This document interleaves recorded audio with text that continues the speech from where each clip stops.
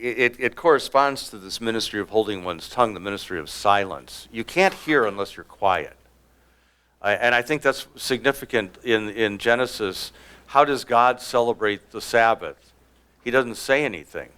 It's the only day of the 7 days where God doesn't say anything, because he said everything that needs to be said to have a creation, right? And so that sets the model. How do we rest in the Word of God? We shut up and listen.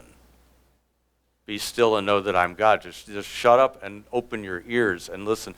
And hearing is one of the most passive ways of receiving things. Ears don't move.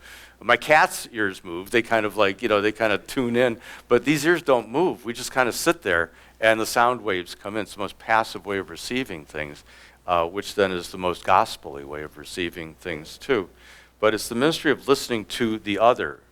So we need to be disciplined in silence to hear the Word of God, and in silence to hear our brother or our sister. They do not find it among Christians, this listening ear, because these Christians are talking where they should be listening. But he can no longer listen to his brother, but he who can no longer listen to his brother will soon no longer be listening to God either.